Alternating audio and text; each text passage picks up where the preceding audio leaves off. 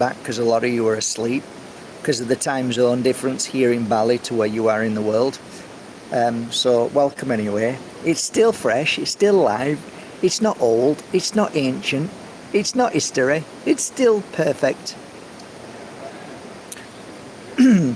Just a couple of things that I'd like to cover before it's a little bit late, I think. I normally do one a little bit earlier, and that's because this morning I set off to find some knobs, and there's quite a few in Bali, but these are particular knobs. They're made of brass and they're hand carved, and they look like hands, and they're doorknobs. So yeah, my ex-wife Susie says if you find any, if you see any, because I bought some last time, which we had in on our doors. Anyway, I went searching for them. I went to Kuta. Yuck. Yeah, I can say yuck again in a second. I'd rather cut tar than go there again. That was horrible. That was awful.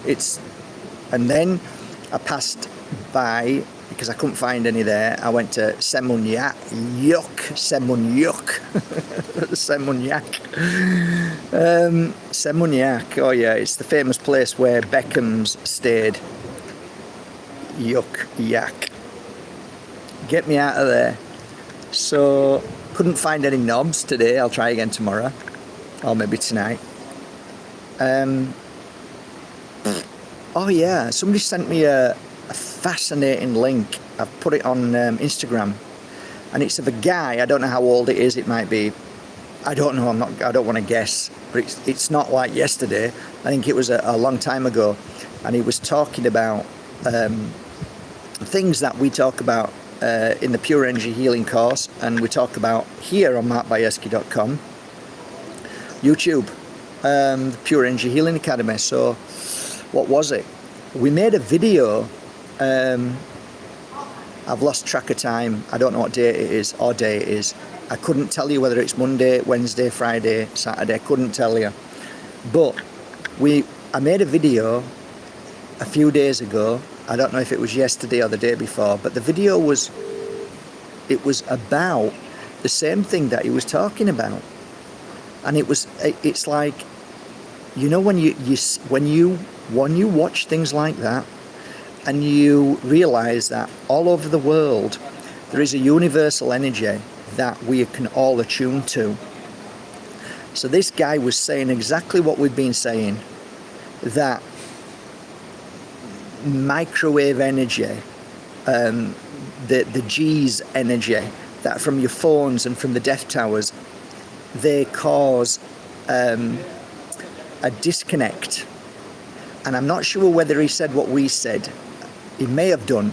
That it's really it's a battle, a spiritual battle, to disconnect your body from your consciousness. So really what I should say is, he was trying to disconnect your consciousness from the space suit that you work in and live in.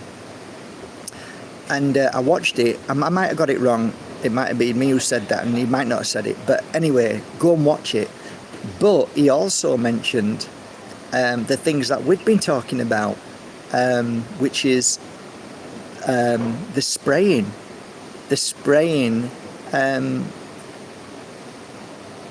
and CERN and everything that's disconnecting us from our consciousness. So it's not just me. I'm sure there's tons of people out there who's connecting to the same truth and sharing it. So go and watch it. It's on my stories on Instagram. Go and watch it. It's fascinating. It doesn't last for that long, but it's fascinating. So anyway, yeah, I wanted to make a video on energy today. We're talking extraterrestrial energy.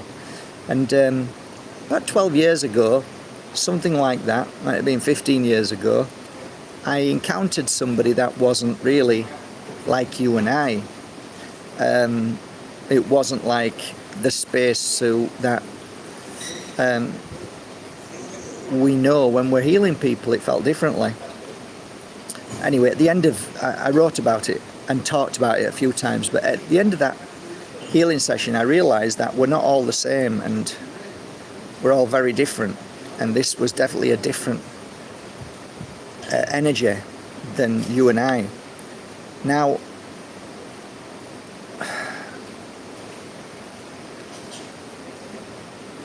one of the, I think, like, whoever said it, everything is energy and that's all to it. Was it Einstein or Tesla? Some amazing brain said it. But it's true. Everything is energy. And when you realize that, once you understand everything is energy, you can start to put the pieces together a little bit. So have I ever mentioned to you about the energy of ley lines? I don't really call them ley lines. I call them energy points or power points. We have them. Mother Earth has them.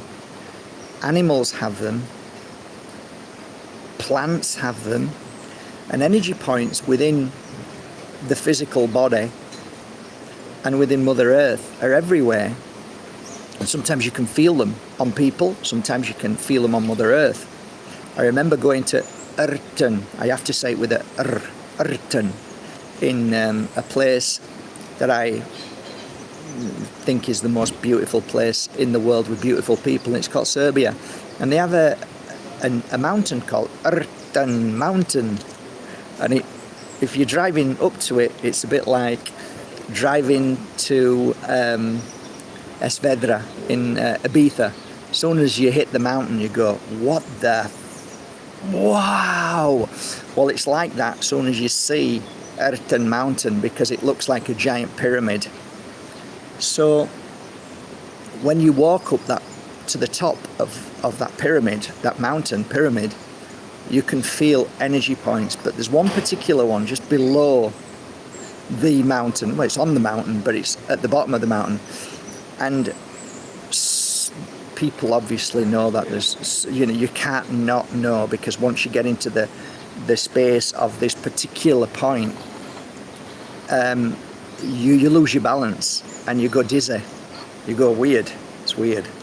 And apparently there's places like that all over the world. When you go to, is it the I don't know, there's boat trips to Antarctica and places where the poles meet. They actually say that you can balance things, and because of the two poles, two magnetic energies will keep something still if you put something there. And so, yeah, of course, everything is energy. My point being, there were many occasions that I worked outside, or the window was open, a big window. In Spain here, we don't have kind of windows, we have big doors, and they're either rolling doors, because we're not like tiny windows like England, so they're all massive. So depending where I was working and what I was doing, predominantly it would be a ritual. Now, not the ritual what you know of, I'm talking about a shamanic ritual, and it's nothing dark. It's kind of a mixture of a ritual and a flower ceremony. So I go and grab Mother Nature flowers, put them in a circle, and I create the energy in that circle. And then people come into the circle, and I give them what's known as a jet wash. So it's like one of the biggest cleansings you can get. And all the years that I've done it, anybody who came into the circle, I often saw attachments disappear from them, because they couldn't come into the circle, different energy. Apart from the very last time I ever did a ritual, and a lady from Korea walked into the circle, and there was actually still an attachment to her. That was the last time I did a ritual. I don't know whether I was too exhausted, whether I didn't do it right. I thought I did it right. I did everything what I would normally have done. I was tired, that's a fact. But it kind of made me realise, wow, whatever this attachment was on her, I had to actually ask everybody who was there, which was 23 people, to help me, to send energy into the circle. I literally begged everybody to help me. I actually screamed. I screamed because it was so intense, and it was burning inside me, so I could feel the burning, and she was screaming, and apparently they heard the screams. was late at night and it was outdoors, and her scream was, yeah, it was awful. Anyway, we cleared it out. Took a while, took ages, but not so much for the people in the circle, around the circle. They said it wasn't that long, but it felt like ages to me. But then when it had gone, she was a different woman the next morning. It was really beautiful. So I've never met somebody that I haven't been able to clear that energy. But the point being, like when I'd do it in Ibiza and places like that, or if wherever I did a ritual, there were times that above us something shot over us and stopped, hovered, and then shot off again or disappeared instantly. And that used to make me smile, but it also made me used to wonder why was that happening? Why did that happen? I also talked to you guys about these energy points, which people call ley lines, and the most profound points that were found, because we think that we're the only ones. We think that our generation, 100 years, 200 years, is really how it started, but that's all bollocks. We've been told so much lies. It's not true. You know it's not true. You know, you could just look at buildings which were built thousands of years ago. It's just absolute. They just did it deliberately. Everything's a lie.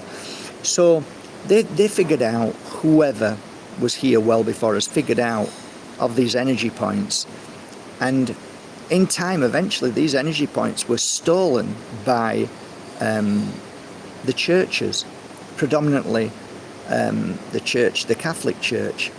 So I've often said, I used to love going into churches, and people said, well, what are you going into a church for? I thought you didn't like religion. I said, no, I'm not into religion, but I like energy. And I soon realised that churches have power points, and not only below but above. So it's an interconnection between the energy above and the energy below, as so above, so below. And I was fascinated by that. Fascinated. So I used to just go into all churches, synagogues, and any church with a dome or a point of X reference. And sometimes you'll see them. Go into a church and see. Look below. Plenty in Rome. So you'll see an X on the floor. And that's normally the point where the ley lines meet. And also domes. They normally created domes because of the frequency and energy that the dome creates. So they find the power point and build the structure to meet the requirements of the dome to the energy. So it's churches were actually created as power points of some degree, some energy. That's why I like going into churches, because there's something incredible about the energy, but it's been hijacked by darkness.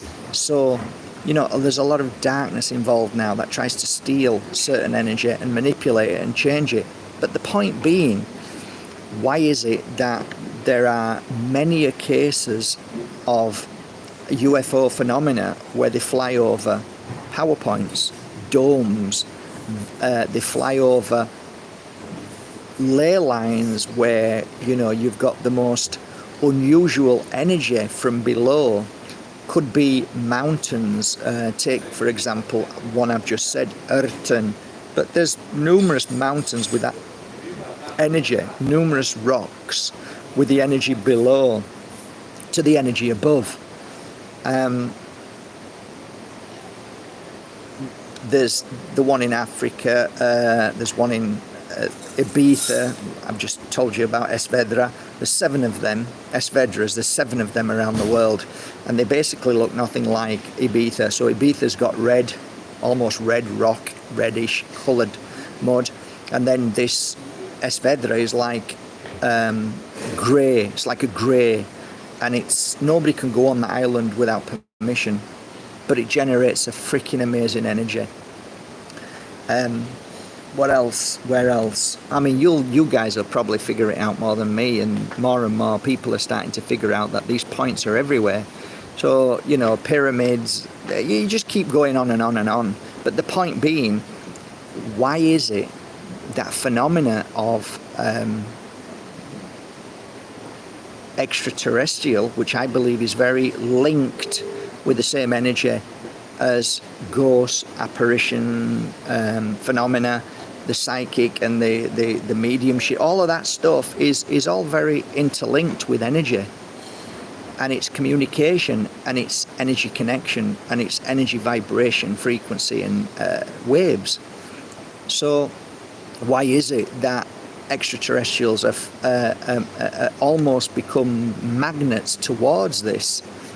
So it's fascinating, because if I'm doing, or when I did these circle nights and there was a light above and then shut off again, it kind of makes you realize that, well, if a little guy is just doing a circle and he's creating this very vortex energy where love and light appears and comes in and heals, and extraterrestrial can feel that, and it must resonate with their spacecraft, whatever it may be. There's something in this. There's something in energy. So I think over the years I've come to understand that extraterrestrial and apparitions and ghosts, it's all very interesting how close it is, because it all interlinks with energy.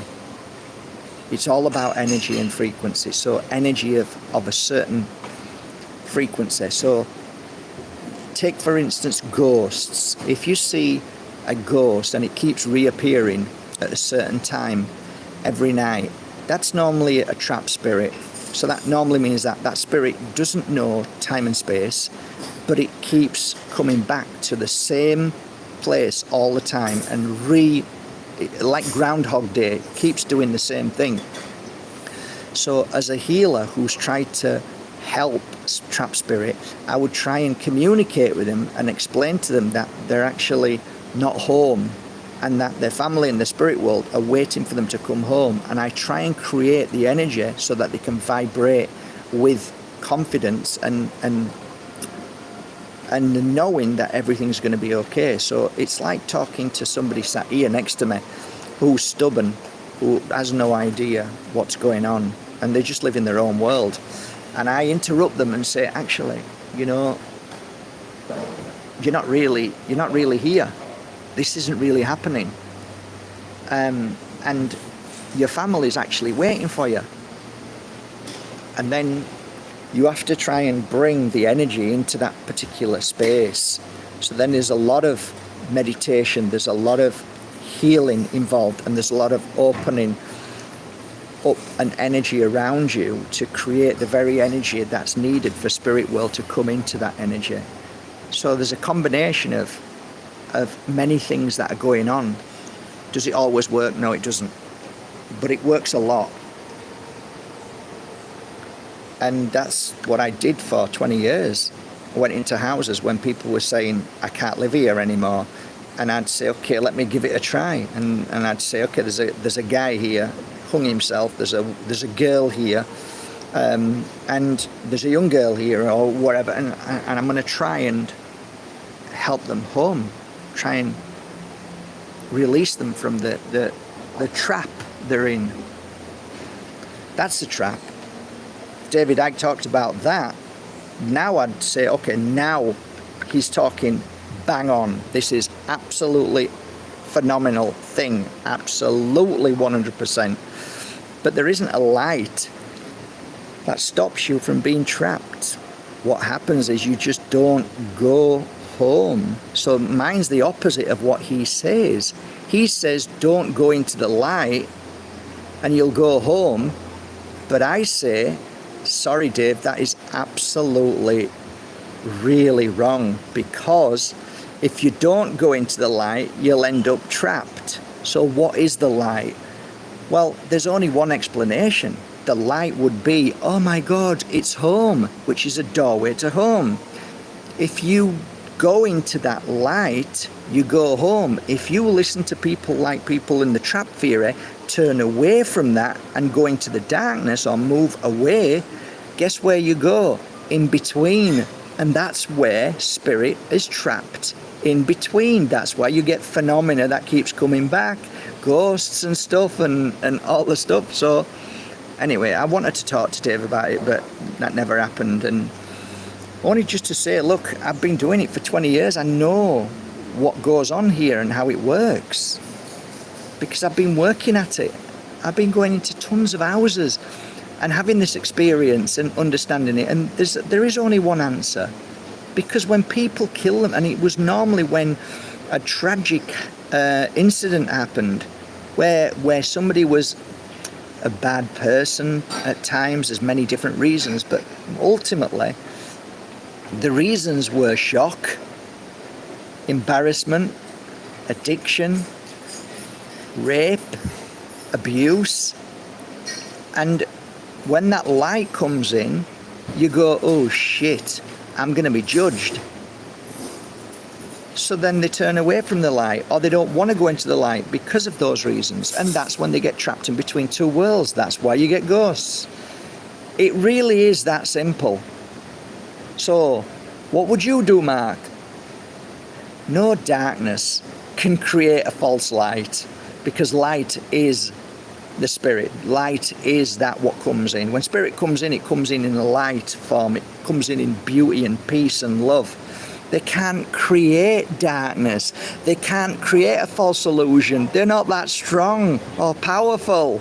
But go on then, you go into the dark. That's the only other place to go. Anyway, it is what it is. But going back to the phenomena of UFOs, it's all energy. There's been many a times I've meditated on Mias Mountain and seen things, and Tim saw many things as well. He was a kind of wanderer, and I thought he was a kind of bum at first, because I was right judgmental before I started becoming a healer and reader. I'm still fairly judgmental, but only to idiots. I love people, and I love talking to people, and I love people. I love people in general. I love children. I love dogs, animals. But if there's a plonker, there's a plonker. And I was an idiot back then, and I used to judge by appearance. And he wore clothes like me, like I do now. And I remember saying to Susie, "Who's that?" And she said, "Oh, he's really fascinating." And I say, "What do you mean fascinating?" "He just travels the world and he sells crystals." I says, "Oh, Jesus." And then I was off. Imagine that now. I travel the world and sell crystals and wear his clothes. And now Tim is my hero. So you can see how blind we were back then, and how accustomed we were to the narrative and what we really believed were real. My awakening was at 38. And then everything just broke down, because I realized everything that I was told was a lie. That was a hard thing, because I had to clear my ego and start again. And the best way to start again was to become a healer. Learn to heal, learn to understand energy, learn to read, learn to understand people. And I was pretty good at understanding people and I was good at feeling people. So it wasn't so difficult feeling people. I was great. If there was one thing I was good at, is if you sat down in front of me, I could put my hands over yours. I could tell you what pains you had in your body. That used to fascinate people. And that was the one thing that really made people say, okay, this guy is real. He's not a bullshitter. He couldn't have known I've got an issue in my thyroid. He couldn't have known I've got a pain in my right shoulder. In no way he could have known that my left knee is knackered. There's no way he could have known that my hearing isn't very good in my left ear. And I was good at that. I told you before, I've been on many trips. Being asked to, back then I was asked to, and I was good. I was really good. I wasn't like showing off, but I was good because I could feel it and I loved what I did. So I'd sit somebody down and I'd just put my hand on the back, and then I'd look at the audience and say, this person has an issue with her elbow, a left elbow, and she'd look up and say, how did you just know that? How do you know that? And I'd do it in front of 30 or 40 Reiki masters, and they'd ask me how I did it, and I'd say, it isn't a trick, it isn't something that I can, it's called hard work. It's called freaking hard work. How do you do it? You work at it. You get client after client, you close your eyes, you put your hands over them, hover above them, and just feel them, become a mirror image of them and feel. And you'll feel that pain in your body. Oh, I got a pain in my kidneys. Shit. I've just come back from the doctors. I've got an issue with my kidneys. How did you know that? Because I could feel it. There's no miracle. There's no smart ass. There's no genius. There's no, he's amazing. It's just a job. And anybody can do it. So that I used to really love to do. I miss it a little bit, but I also know that, it's a lot of dedication, a lot of hard work, a lot of time, and a lot of loving effort. But I did it, and I'm proud of what I did. And everything that I share with you today is the thousands of hours that I learned things and felt things and saw the healing process in people, and I saw where they fell and where it took longer to heal. And I share all of these things over 2,600 videos on YouTube. And there's little golden nuggets of truth through my clients and the experience that they had through energy healing. That's why there's energy healers all over the world working daily, healing the world. Without them, it would be a damn sad place. And without beautiful mums and dads who love their children, who are kind and caring, the world would be a dark place. So we all have our little job to do here, and that was my job, and I share that job and the experience with you all now. I share everything that I've learned. I've never held anything back. I don't in my pure energy healing course. Never ever hold anything back. If anybody asks me anything, I'll share whatever information that I learned, all the little neat tricks that I learned. And they're not tricks per se, but they're like, wow, I didn't realize you could do that. Try that, try this. We were talking about seeing energy. Again, Lynn sent me a video yesterday or day before about, clearing your mind. One of the things that I used to do is in meditation, I never used to tell people this is how you do meditation, because if it isn't working for you, you'll think that you can't do it right. That's bullshit. Everybody has their focus point. So when you look at transcendental meditation, that's kind of like you have to have a master, and you have to find a key word. He'll give you a word, and that word then is your word to find your emptiness and expand. Well, what I used to do, because I was a little tricky bugger, I used to get people to sit outside with me, and they'd come outside, and it'd be a blue sky, and I'd say, okay, now we're going to attune to energy. By attuning to energy, you'll open your mind and you'll clear your thoughts. So I'd sit them down, and I'd do this first of all. I'd say, okay, see these two fingers, right?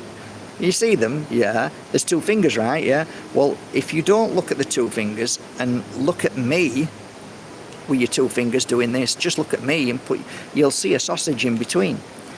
And that's basically means that when you look up, you're not looking at anything, you're looking further past.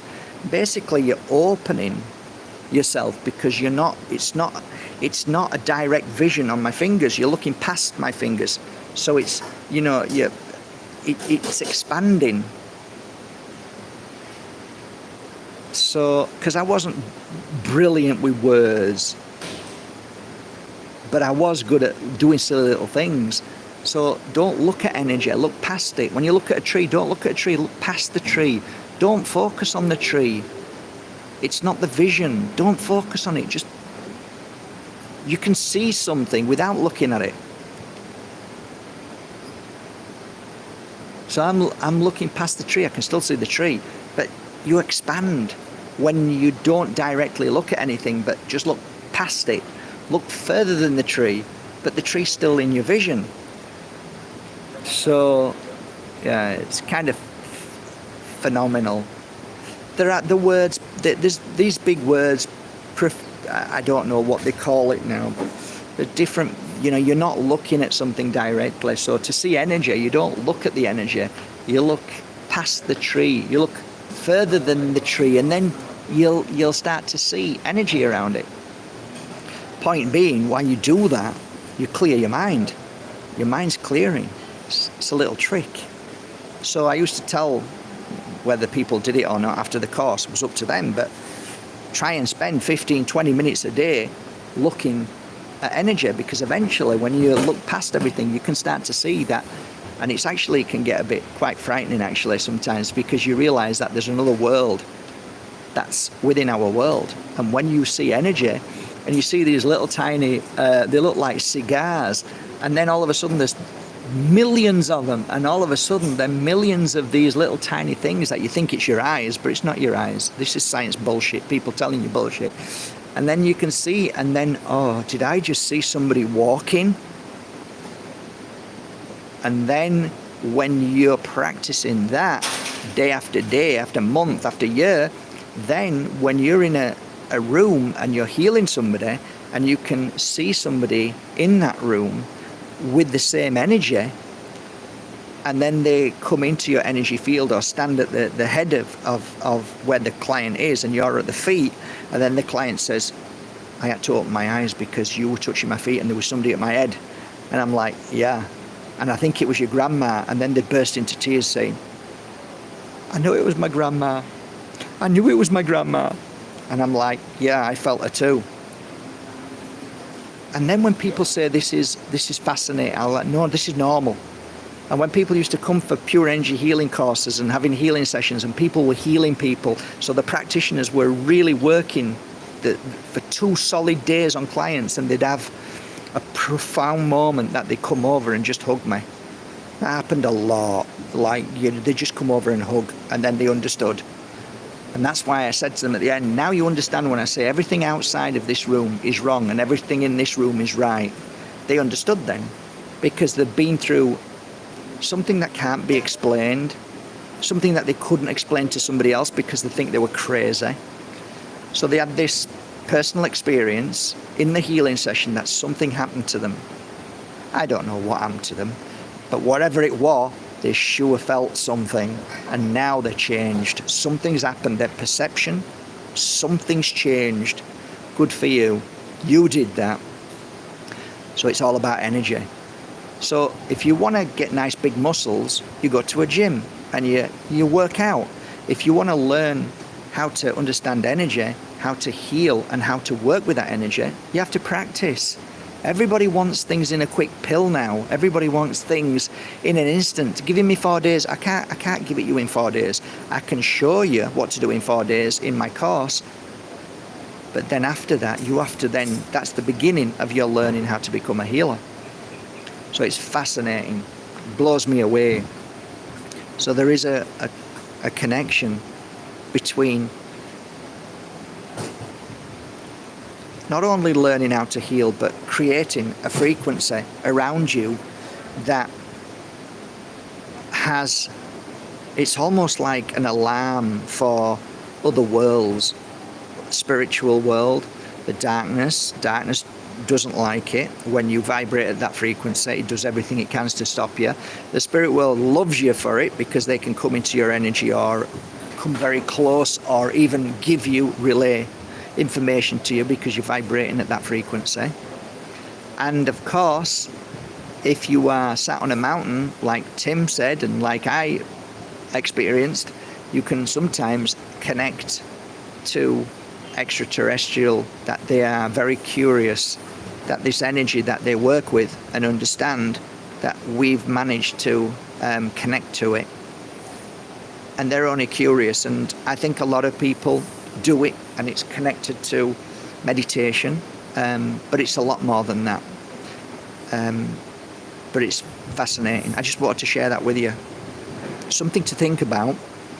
May not be a massive golden nugget of truth, but there might be something in this conversation that you think, oh, I'm going to think about that.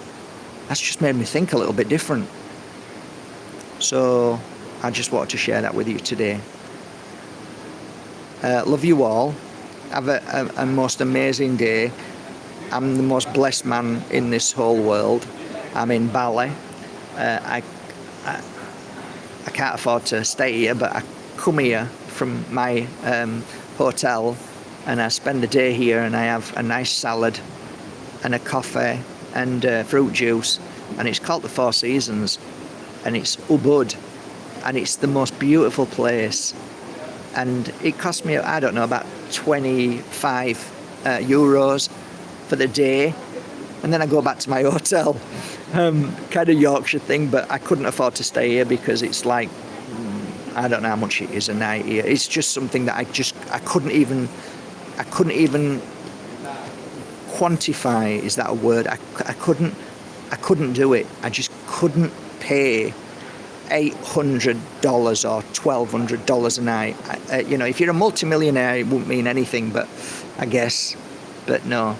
But I do like coming here because the ley line here, freaking hell, the ley lines and the energy here, they knew exactly where they were buying. They knew exactly the energy of the river, the bend here, the energy around here, and all the way around. This is a center point of an amazing ley line. And I guarantee you this, if you came here for the day, your thoughts would change to positive. You'd feel amazing. And on a side note, the reason why Mark Bajerski did so well as a healer for all those years was not because I was a brilliant healer, but because I was on Mijas Mountain. Mijas Mountain has ley lines. And those ley lines, I believe the shop that I was working in had a ley line underneath us and ran right the way along to Belmadina. And actually, the people who realised that there was a ley line opened up a hospital in Belmadina under a ley line. They own over 2 hospitals, I believe. It's a Danish company. Don't quote me if it's Danish or it's a Nordic company. And basically, people, there is a known truth that between the 2 or 3 hospitals that they own, that anybody who goes to the hospital in Belmadina to recuperates at least 50% quicker than the other hospitals that they own. And that is the power of ley lines. And I'll leave you at that. Wishing you a lovely day, guys. Take care. Thank you so much for supporting markbajerski.com, buying your authentic oils, crystals and incense. They've been my working practice for 20 years, and I've gone through all of the oils and the incense, and they're the ones that I worked with as a healer, and they did me proud. So I hope you appreciate them.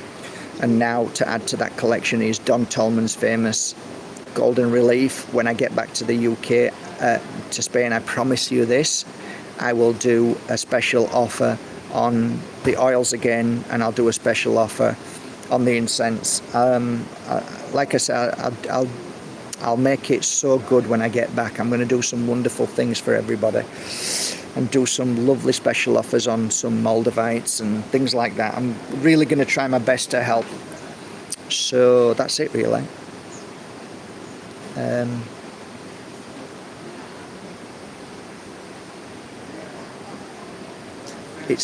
The word is peace. The ultimate word for any healing session at the end of it that your client could ever say to you, which is the most powerful word, is peace. I feel peace, because there is no amount of money that can pay for peace in your energy field, in your mind, in your heart, in your soul. And that's one thing that was evident as a healer myself, that most people used to say at the end of a healing session, is that they felt this overwhelming sense of peace, and sometimes it would last for months. And that's what we all work towards, an overwhelming sense of peace. So I send you my love today, and I hope you have a taste of overwhelming peace in your life from this moment on. Love you all.